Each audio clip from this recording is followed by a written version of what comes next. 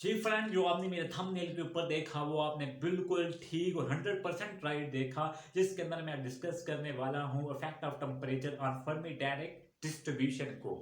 सबसे पहले हम इसकी थोड़ी बहुत थ्योरी के बारे में बताएंगे, डेफिनेशन के बारे में बताएंगे, ताकि आपको फर्मी डायरेक्ट डिस्ट्रीब्यूशन को समझना आसान हो। सबसे पहले हम इसकी आपको बताएंगे, मैं आपको पहले इसकी थोड़ी बहुत डिस्क्रिप्शन खुद देता हूँ, उसके बाद मैं आपको आसानी से व्हाइट बोर्ड दिखा दूंगा, जिसके अंदर आप स्क्रीनशॉट भी ले सकते हैं और आप इसको नोट भी कर सकते हैं, और यही आप रिमेंबर करके एग्जाम में अच्छे मार्क्स ला सकते हैं। The ground state is the state of system at absolute zero. All the electronics level are filled up to Fermi energy level. The level which are above the Fermi energy level are empty. Hence, minimum probability is here. We say all the level below the Fermi energy level are filled. That's why here is maximum probability. यहाँ आपको एक चीज नजर आ रही होगी कि आप Fermi energy level पढ़ रहे हैं, फर्मी लेवल पढ़ रहे हैं, और इसके अंदर आपको फर्मी का नहीं पता, तो आप फर्मी की भी लेवल की डेफिनेशन करोगे, वो क्या है? The highest energy level that an electron can occupy at absolute zero. जी बिल्कुल यही चीज मैं अब आपको इसको कन्वर्ट करके उर्दू में भी समझा दूंगा, उर्दू और हिंदी में दोनों आपको समझ आ जाने वाली है। चलो बढ़ते हैं अपने व्हाइट बोर्ड की तरफ। जी व्हाइट बोर्ड के अंदर हम यहाँ पर बात करेंगे ग्राउंड स्टेट। या आपकी ग्राउंड स्टेट वो स्टेट होती है जो कि एन इलेक्ट्रॉन सिस्टम के अंदर पाई जाए। ठीक हो गया, जो कि एन इलेक्ट्रॉन सिस्टम उसके अंदर हो, एन इलेक्ट्रॉन सिस्टम के अंदर, और वो किस पर हो? एब्सोल्यूट जीरो टेम्परेचर पर। उसका टेम्परेचर क्या हो? एब्सोल्यूट जीरो टेम्परेचर हो। और हम ये बताएंगे जितने भी इलेक्ट्रॉनिक्स लेवल होते हैं, जितने भी इलेक्ट्रॉनिक्स लेवल होते हैं, उनको हम भरते हैं किसके साथ? जो कि भरे होते हैं किससे? Up to Fermi energy level से भी आगे वो भरे होते हैं, up to Fermi energy levels. ठीक है, यहां तक आपको समझ आ गई। The level which are above, कहता है कि वो लेवल जो कि अबव हो, ज्यादा हो, बड़े हों, the Fermi energy level, Fermi energy level से वो क्या होते हैं? इम्पटी होते हैं। वो कहता है वो लेवल जो कि फर्मी एनर्जी लेवल से क्या होते हैं? बड़े होते हैं, ज्यादा भरे होते हैं, तो वो क्या होते हैं? इम्पटी होते हैं। हेंस वहां पर बहुत थोड़ी मिनिमम प्रोबेबिलिटी जो होगी वो हियर होगी। ये मैंने आपको व्हाइट बोर्ड के ऊपर इसलिए लिखा ताकि आपको समझने में आसानी रहे। उसके बाद ऑल द लेवल बिलो, वो कहता है जितने भी आप लेवल ले रहे हो, अगर वो फर्मी लेवल से मैं उसमें अंदर क्या हो? फील्ड हो, उसके अंदर फर्मी एनर्जी लेवल जो होता है वो क्या होता है? फील्ड होता है। अगर उसके अंदर फर्मी एनर्जी लेवल से वो क्या हो? वो लेवल जो फर्मी एनर्जी लेवल से क्या हो? बिलो हो, थोड़े कम हो, वो फील्ड होते हैं। क्या होते हैं? जो कि फर्मी एनर्जी लेवल थोड़े कम हो, क्या होता है? फील्ड होते हैं। तो इसी वजह से वो ये कहता है कि वहां पर प्रोबेबिलिटी के जो चांसेस होते हैं वो ज्यादा होते हैं। मैंने आपको फर्मी लेवल के बारे में भी बताया था। The highest energy level that an electron, the highest energy level that an electron can occupy, वो कहता है वो सबसे ज्यादा लेवल किसका?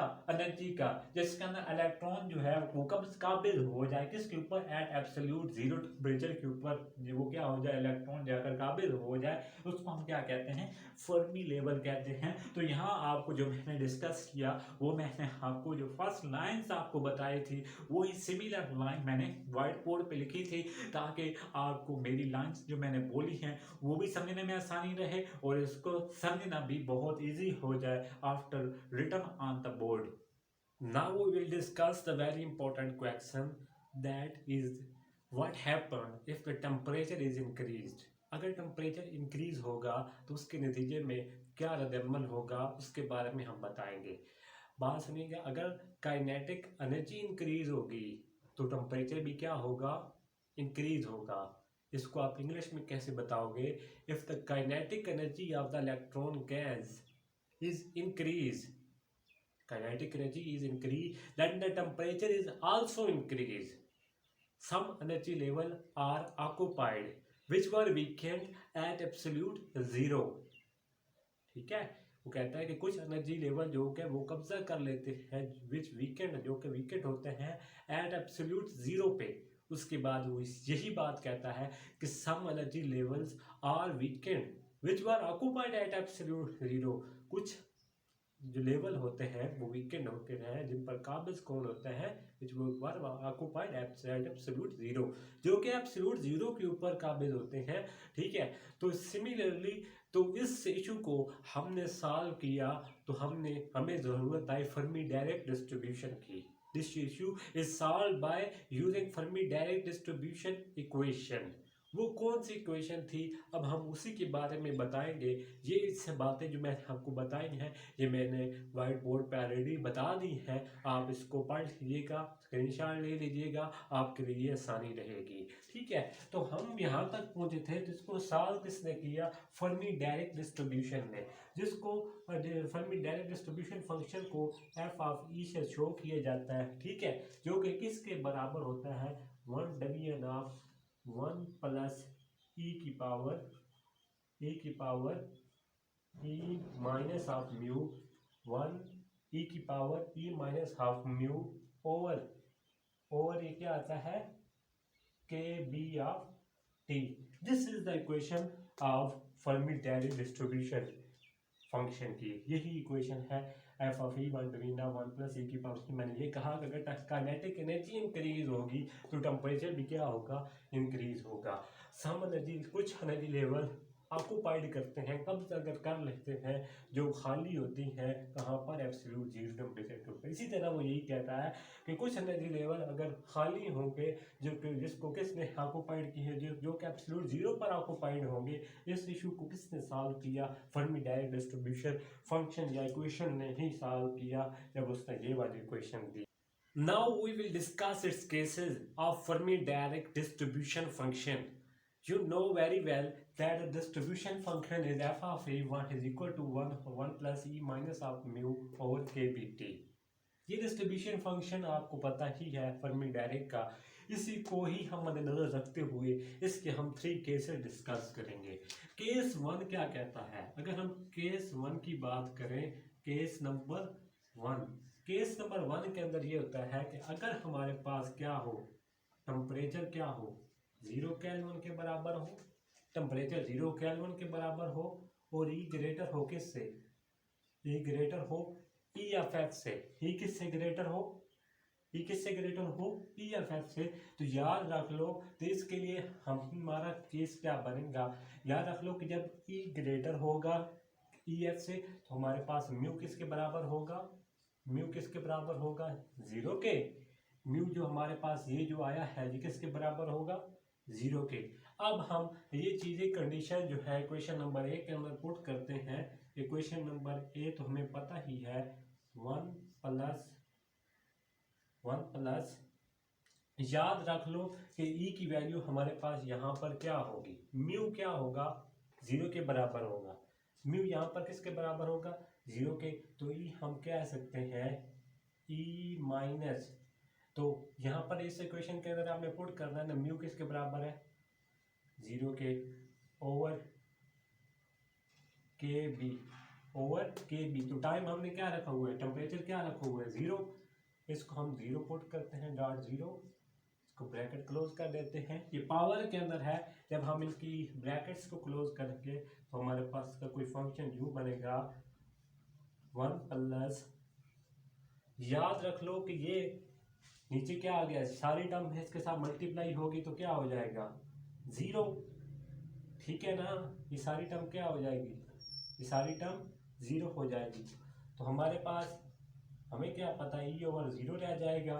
ठीक है, तो इसके बाद आपको पता है कि ये सारी टर्म, ये पता है कि जब सिंस हमें पता है 1 ओवर 0 किसके बराबर होता है, इन्फिनिटी के, तो ये ई की पावर इन्फिनिटी। ठीक है, तो एक बात याद रख लो कि ई की पावर इन्फिनिटी किसके बराबर होती है, 1 ओवर 1 प्लस इन्फिनिटी। ये ई की पावर इन्फिनिटी के ही बराबर होती है। ई की पावर इन्फिनिटी किसके बराबर होती है, इन्फिनिटी के बराबर होती है। तो हमारे पास रिजल्ट्स क्या आ गया, हल कर देता हूँ। ठीक है, इसी के आगे 1 ओवर 1 प्लस इन्फिनिटी, 1 ओवर 1 होगा तो आंसर क्या आएगा, 1 ही आएगा ना। इसका मतलब ये हुआ कि एफ ऑफ ई का जो आंसर आया, एफ ऑफ ई किसके बराबर आ गया 1 के। ये आपका केस नंबर 1 था जो मैंने डिस्कस किया। कितना आसान था कि अगर टेम्परेचर 0 होगा, ई ग्रेटर होगा ई एफ से, म्यू किसके बराबर होगा 0। ये सारी की सारी जब मैं इसके अंदर पुट करूँगा तो एफ ऑफ ई की वैल्यू किसके बराबर आ गई 1 के। आपको ये केस मैंने डिस्कस किया, मैंने चाहूँगा 3 केस डिस्कस करने हैं, इसलिए मैं थोड़ी सी बचत कर रहा हूँ। ठीक है, केस नंबर 2 की हम बात करेंगे। केस नंबर 2 के अंदर भी आपने क्या करना है, टेम्परेचर को 0 के ही बराबर रखना है। ठीक है, तो इसके अंदर क्या करना है, इस ये ई जो था ग्रेटर था ई एफ से, इसके अंदर लेस कर देना है ई एफ से। जब ये कंडीशन क्या होगी, ई क्या होगा, ग्रेटर था तो म्यू 0 था, जब ई खुद लेस होता है तो ये खुद 0 हो जाता है, इसकी वैल्यू क्या हो जाती है, खुद 0 के बराबर हो जाती है। अगर ये कंडीशन आ गई तो हम ये सारी की सारी वैल्यू, चलो एक दफ़ा मैं खुद आपको लिख लेता हूँ ताकि आपको पिछले वाला भी समझना इजी हो जाए। ई माइनस ऑफ यू, ये मैं क्वेश्चन नंबर ए लिख रहा हूँ, के बी ऑफ टी। अब मैं इसके अंदर वैल्यू को पुट करूँगा 1 प्लस ई की वैल्यू मुझे पता है वो क्या है 0 के बराबर है। याद रख लो कि ये म्यू है, ठीक है ना, ये म्यू। यहाँ पर इस म्यू की वैल्यू पता है क्या होगी, mu is equal to E F F, mu is equal to E F F. तो यहाँ पर इसको ई एफ एफ रखो ओवर के बी, टेम्परेचर की वैल्यू क्या है 0, टेम्परेचर की वैल्यू 0 है, तो ये 1 ओवर 1 प्लस ये सारे का सारा माइनस में रह जाएगा जब 1 ओवर इन्फिनिटी जिस तरह। अब ये 1 ओवर यहाँ पर 1 ओवर 0 था, ठीक है, तो आपका आंसर क्या आया था इन्फिनिटी, तो ये माइनस की वजह से माइनस इन्फिनिटी होगा, माइनस की वजह से ये माइनस इन्फिनिटी ही होगा ना। नजर आ रहा है ना आपको, ई की पावर यहाँ पर ई की पावर इन्फिनिटी इन्फिनिटी था, ई की पावर माइनस इन्फिनिटी क्या होता है, ई की पावर माइनस इन्फिनिटी 0 होता है, ठीक है ना। याद रख लो कि यहाँ पर जब आपने ये किया था 1 ओवर 1 प्लस इन्फिनिटी, तो ये क्या बन जाता है, सॉरी ये मैंने जो पिछला केस किया 1 प्लस इन्फिनिटी, 1 ओवर इन्फिनिटी ही रह जाता है ना। अगर आप 1 के अंदर इन्फिनिटी को ऐड करो तो इन्फिनिटी ही आंसर रहता है, तो ये 1 ओवर इन्फिनिटी ही रहता है, तो आंसर यहाँ पर क्या आ जाता था, इस पहले केस के अंदर यहाँ के अंदर 0 आ जाता था। और 1 प्लस यहाँ पर जो केस होगा 1 प्लस ई की पावर माइनस इन्फिनिटी, ई की पावर माइनस इन्फिनिटी, यहाँ पर ई की पावर इन्फिनिटी इन्फिनिटी होता है, ई की पावर माइनस इन्फिनिटी 0 के बराबर होता है 1 ओवर 1, तो आंसर क्या आएगा 1, तो एफ ऑफ ई की वैल्यू क्या आएगी 1। यहाँ पर ये याद रख लो कि ई की पावर इन्फिनिटी इन्फिनिटी था, 1 ओवर इन्फिनिटी आपको पता ही है 1 ओवर इन्फिनिटी 0 के बराबर होती है, 1 के अंदर इन्फिनिटी के अंदर ऐड करो तो इन्फिनिटी ही रहता है ना, तो 1 ओवर इन्फिनिटी आंसर क्या आएगा 0। ये यहाँ पर ये याद रखना है कि ये पर माइनस इन्फिनिटी 0 होता है, 1 over 1 is equal to 1। This is your second case. अगर आपको ये 2 केस समझ आ गए हैं तो तीसरा केस भी मुश्किल बिल्कुल नहीं है। चलो मैं ये तीसरा केस जो है यहाँ पर सॉल्व कर देता हूँ। स्टेप्स बिल्कुल यही रखने हैं, कोई मुश्किल वाली बात है ही नहीं, ठीक है। तो उसके अंदर भी टेम्परेचर आपने 0 रखना है, लेकिन इस केस नंबर 3 के अंदर आपने क्या करना है, केस नंबर 3 के अंदर आपने ई को क्या रखना है, ई ऑफ एफ रखना है। ई को आपने क्या रखना है, ई ऑफ एफ। हमें क्या पता है कि F of E is equal to 1 plus E की पावर माइनस म्यू ओवर के बी ऑफ टी। जब इसके अंदर आप लोगों ने वैल्यू पुट करनी है तो याद रख लो कि यहाँ पर मैंने क्या कहा, इसके अंदर जो म्यू होगा, म्यू जो होगा वो किसके बराबर होगा, इसके केस नंबर 3 के अंदर आपका म्यू आपका ई ऑफ एफ ही होगा, और ई ऑफ एफ और ये तो वैसे ही इक्वल है, तो ई of F minus E of F के बी टाइम की वैल्यू में क्या है, टेम्परेचर की वैल्यू 0 है, तो यहाँ आपको पता है 1 ओवर ई की पावर ऊपर ही माइनस 0 डिवीजन ऑफ 0, तो इसका आपको पता ही है। अगर ये 0 आ जाए तो 1 ओवर 1 प्लस ई की पावर 0 ओवर 0 0 ही रहता है ना, तो आपको ये वैल्यू पता ही है कि 1 प्लस, अगर ये वैल्यू ए की पावर 0 है, ई की पावर 0 आपको पता है वैल्यू क्या होती है 1, तो ये किसके बराबर आ गया 1 प्लस 1 2, तो ये हमारे पास एफ ऑफ ई की वैल्यू आ गई।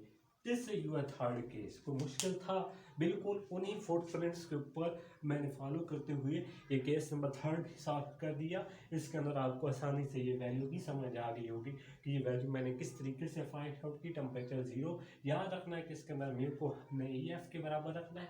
तो इस तरह ये आसानी से आप फर्मी डायरेक्ट डिस्ट्रीब्यूशन फंक्शन के आप 3 केसेस भी कर सकते हो। इसके अंदर इसके बाद हम नेक्स्ट इसका बहुत इंपॉर्टेंट टॉपिक करने वाले हैं, वो आपको होपफुली इस वीडियो के बाद वो टॉपिक भी इजीली समझ आ जाएगा। अगर आपको ये वीडियो अच्छी लगी है तो लाइक और सब्सक्राइब करना मत भूलिएगा।